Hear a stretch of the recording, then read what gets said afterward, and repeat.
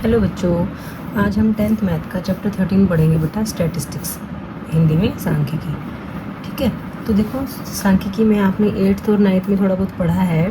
9th में तो आपने हिस्टोग्राम, बार ग्राफ वगैरह, फ्रीक्वेंसी, पॉलीगन बनाने सीखे हैं ना, दंडालेख जिसको बोलते हैं, आयतचित्र बोलते हैं।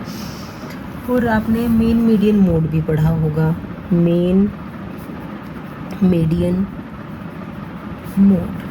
ठीक है, फर्स्ट इसमें हम सिर्फ मेन के बारे में बात करेंगे, मीडियन एंड मोड का इंट्रोडक्शन हम उनके एक्सरसाइज से पहले करेंगे। ठीक है, मेन मतलब माध्य है।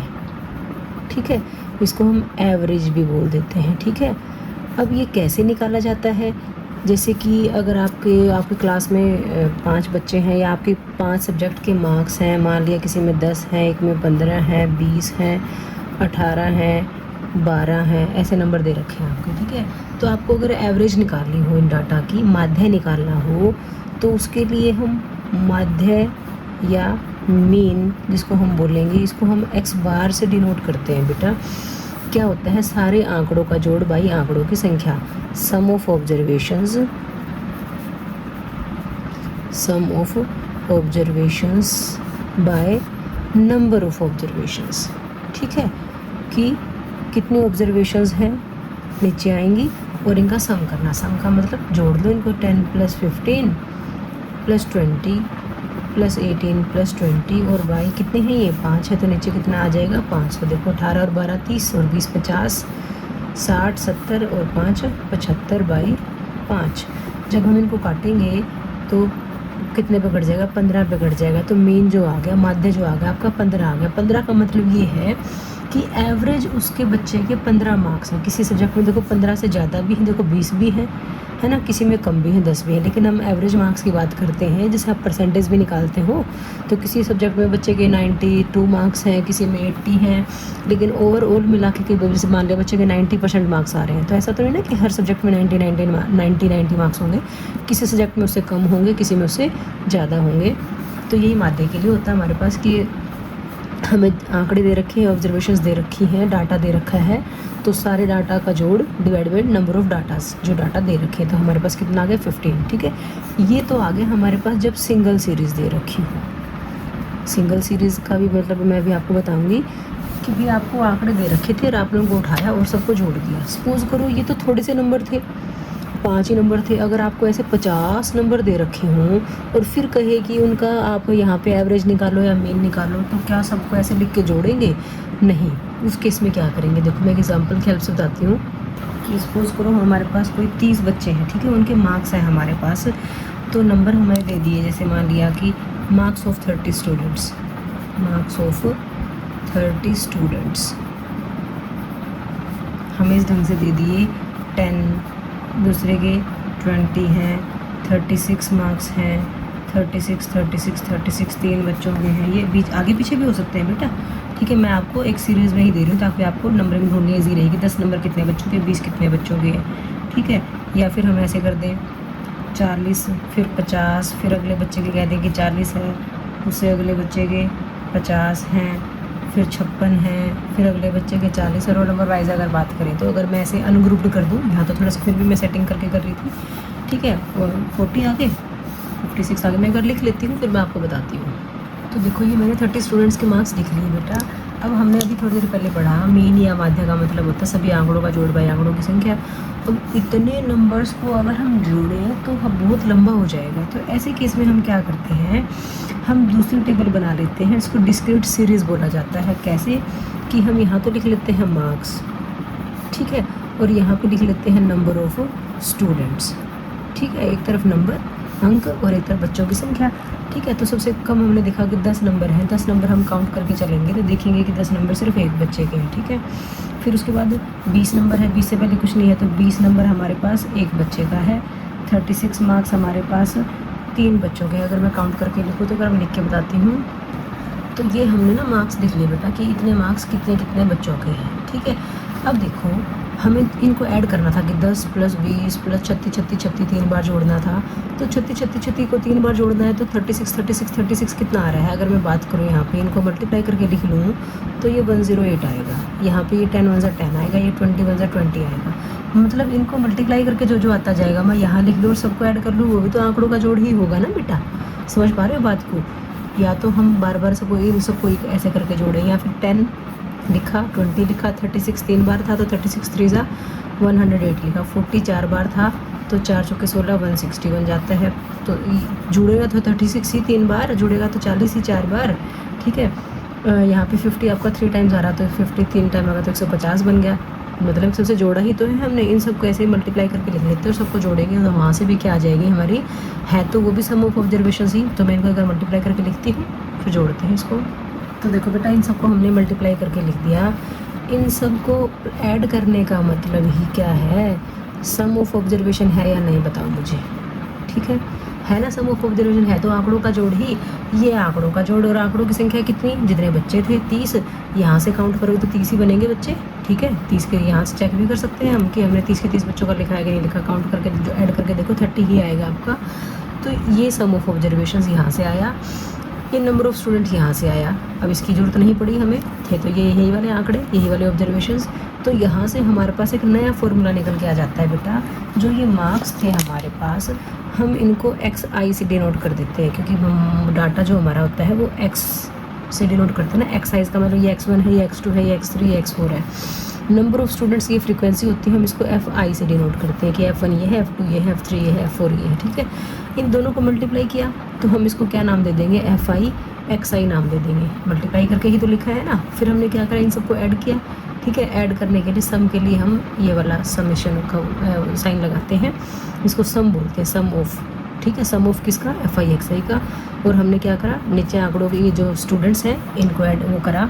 तो यहाँ से अगर हम बात करें तो हमने सिग्मा FI XI निकाला और नीचे हमने क्या कर दिया, सिग्मा FI कर दिया। यही तो किया ना बेटा, इनको जोड़ा तो सम का मतलब सम, इनका सम डिवाइड बाय इसका सम। तो हमारे पास एक नया फॉर्मूला आ गया कि अगर हमें सिंगल सीरीज़ ना दे रखी हो या सिंगल सीरीज़ इतनी बड़ी दे रखी हो कि वहाँ पे आंकड़ों का जोड़ ऑब्जर्वेशंस का सम करना बड़ा मुश्किल लग रहा हो, तो हम उसको डिस्क्रीट सीरीज़ में कर लेते हैं। इसको बोलते हैं डिस्क्रीट सीरीज़, एक तरफ X एक तरफ F है।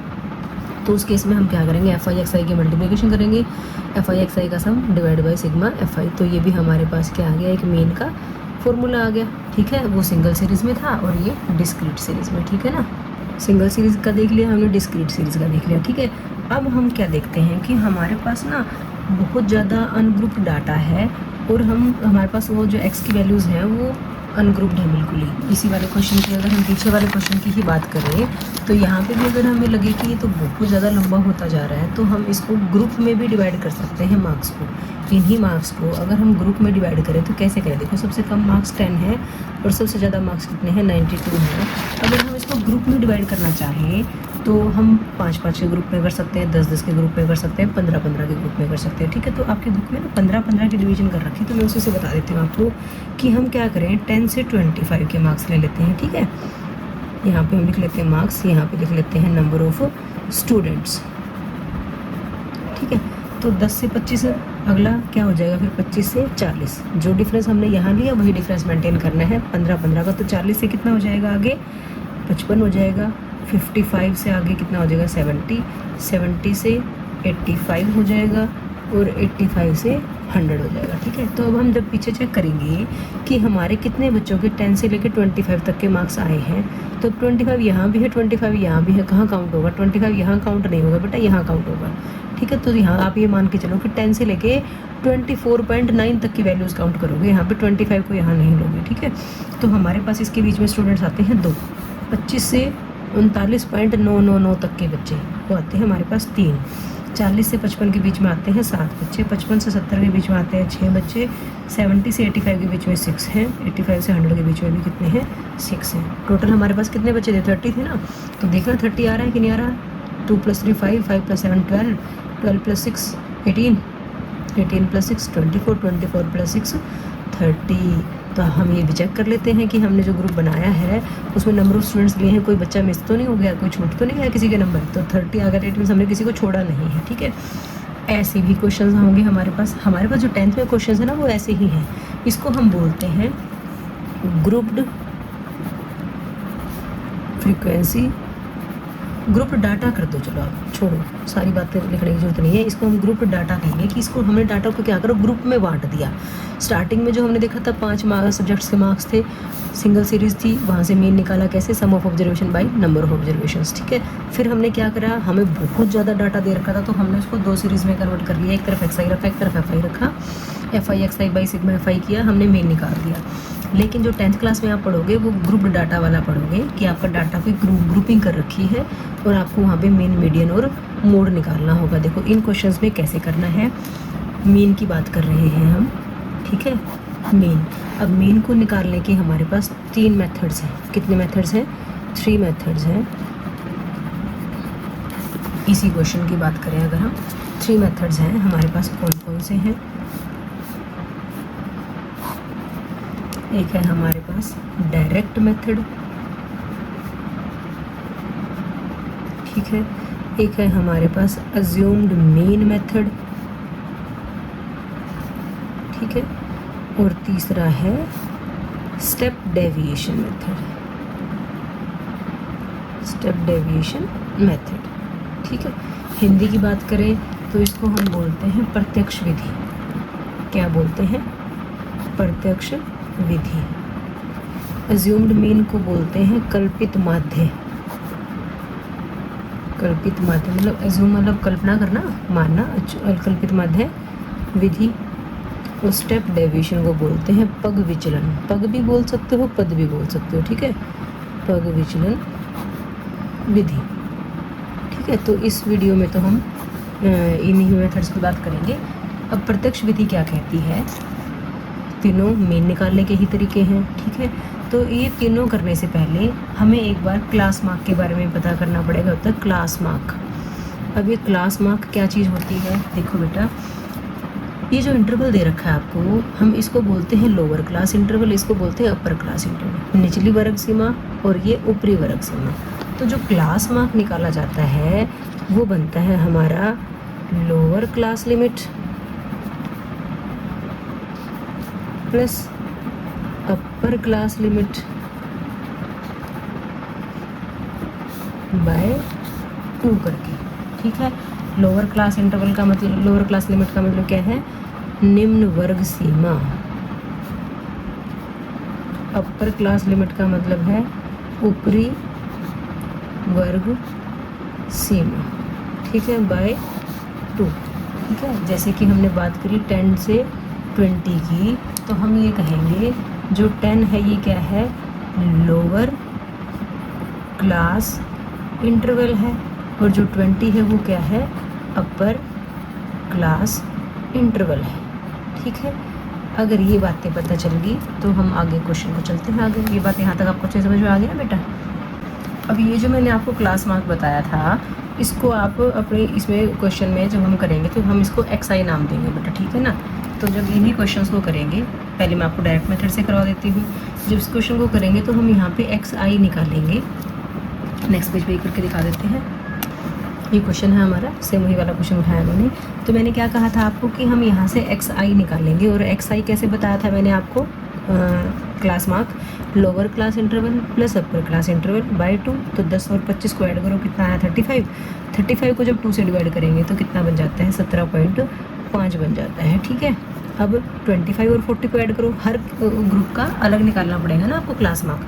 25 और 40 को ऐड करेंगे कितना बनेगा? 55 बनेगा ना, 65 बनेगा। 65 का आधा करोगे तो कितना बनेगा? 32.5, ठीक है। या तो यहाँ से ऐड करते जाओ और डिवाइड करते जाओ, या यहाँ देखो कि कितने कितने का डिफरेंस है। अब में 15 का डिफरेंस है, तो यहाँ भी 15 का डिफरेंस आता जाता है। इसमें 15 ऐड करोगे तो ये आएगा, इसमें 15 ऐड करो तो देखो कितना बनेगा? 47.5। इसमें 15 ऐड करोगे तो फिर आपका बनेगा 62.5। इसमें 15 ऐड कर दो तो कितना बनता है? 77.5। और इसमें 15 ऐड करोगे तो आपका बन जाएगा 92.5, ठीक है। 2 तरीके हैं। पहला निकाला यहाँ से, दोनों को जोड़ के आधा करा, ठीक है। और फिर जो इनमें डिफरेंस है वही इसमें क्लास मार्क्स में डिफरेंस होगा। यहाँ से करो या यहाँ से जोड़ के आधा करते जाओ, ठीक है। अब ये देखो ध्यान से, ये तो हमारा वही बन गया जो मैंने पीछे करवाया था डिस्क्रीट सीरीज की। एफ आई दे रखा और एक्स आई दे रखा है। क्या कर देंगे? एफ आई एक्स आई की मल्टीप्लिकेशन कर देंगे। 17.5 की 2 से मल्टीप्लाई करोगे, ये बन जाएगा 34 और 1 35, ठीक है। इनको मल्टीप्लाई करेंगे तो ये बन गया आपका 97.5। मल्टीप्लाई करके लिख दूँ मैं? ये मैंने मल्टीप्लाई करके लिख दिया है, नहीं तो इंट्रोडक्शन पार्ट ज़्यादा लंबा हो जाता है बेटा। सारा मल्टीप्लाई किया मैंने।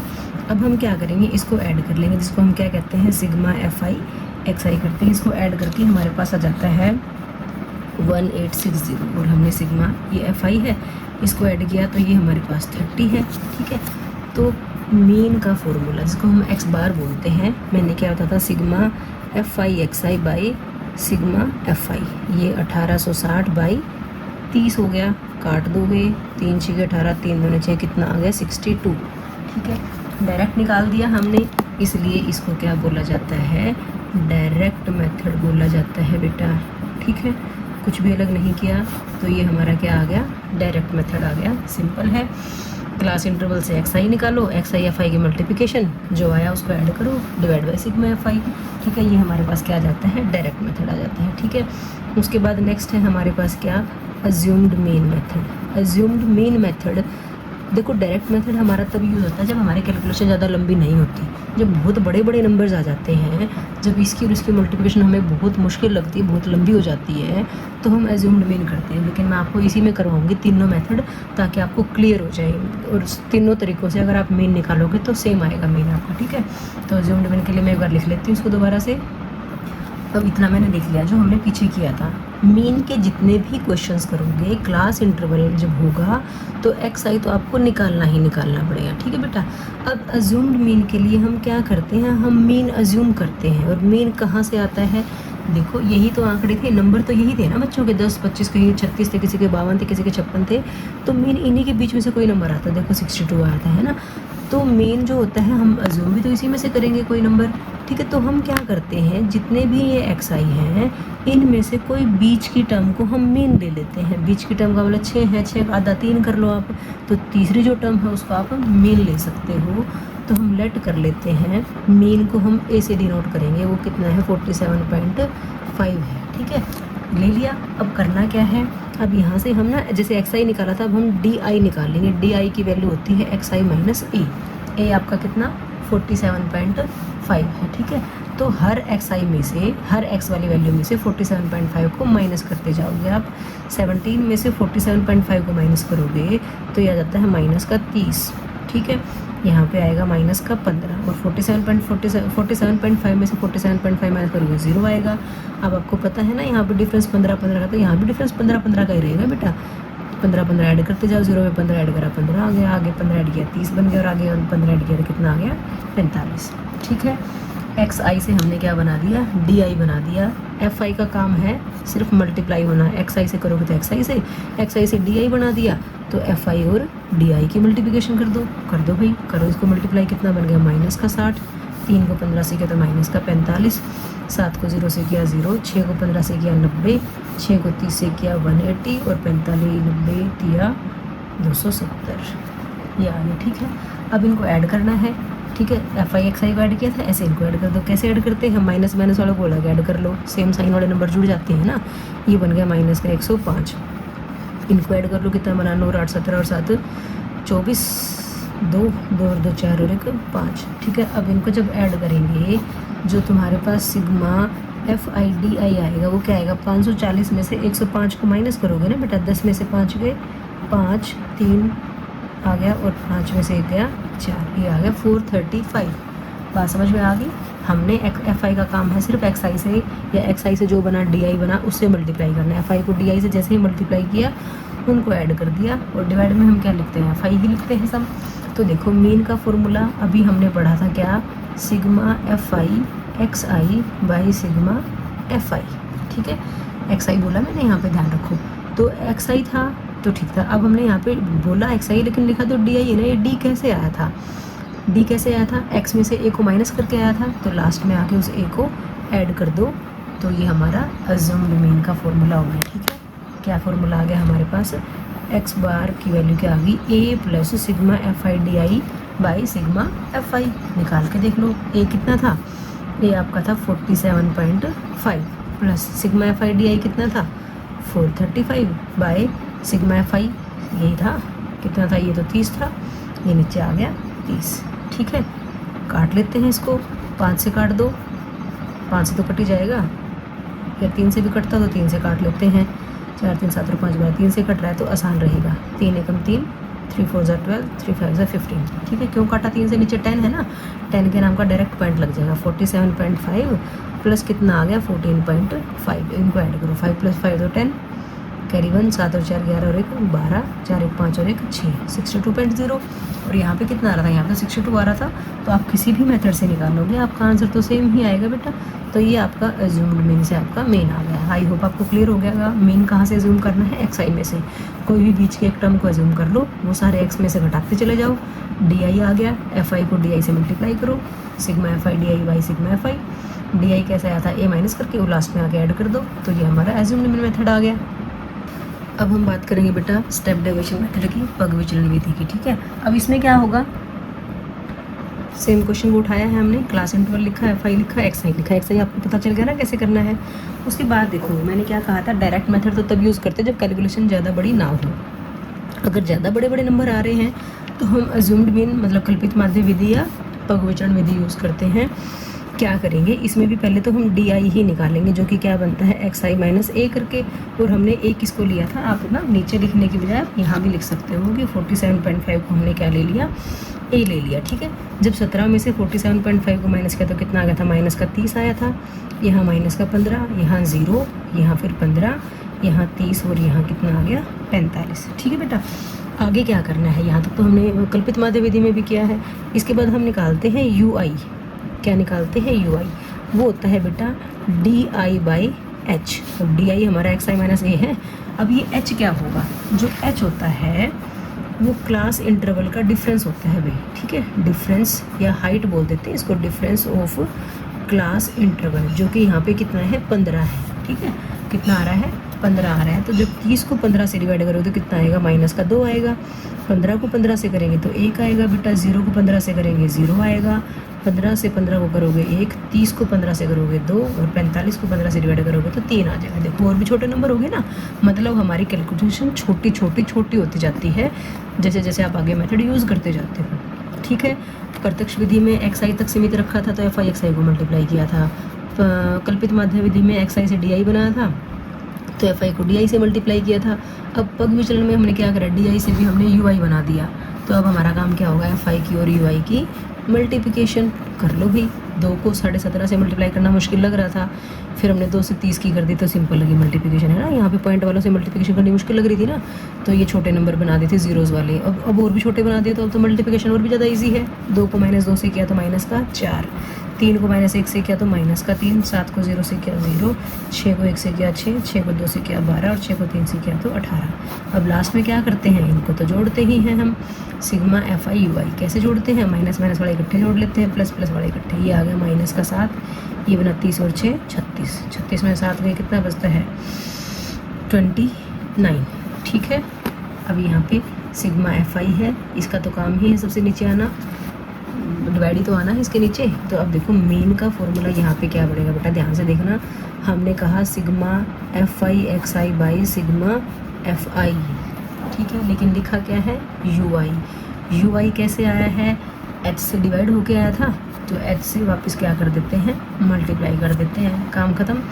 एच से मल्टीप्लाई करने से तो क्या हुआ, तो डी आई आया। अभी यू आई से जब एच वापस आ गया तो डी आई बना। डी आई कैसे आया था, ए माइनस करके, तो वो ए क्या कर देते हैं, प्लस कर देते हैं। तो ये हमारे पास क्या बन जाता है, पग विचलन विधि का फॉर्मूला बन जाता है, या कह दो स्टेप डेविएशन का फॉर्मूला बन जाता है। ठीक है, तो 3 फॉर्मूले मैंने आपको बता दिए हैं। वैल्यू पुट करके आंसर चेक कर लेते हैं। ए हमारा कितना था 47.5 था बेटा। सिग्मा एफ आई यू आई कितना आया है 29 आया है। सिग्मा एफ आई कितना है 30 है और एच कितना था 15। ठीक है, 3 से ही डिवाइड कर, 3 से काट लेते हैं, 15 से नहीं काटेंगे।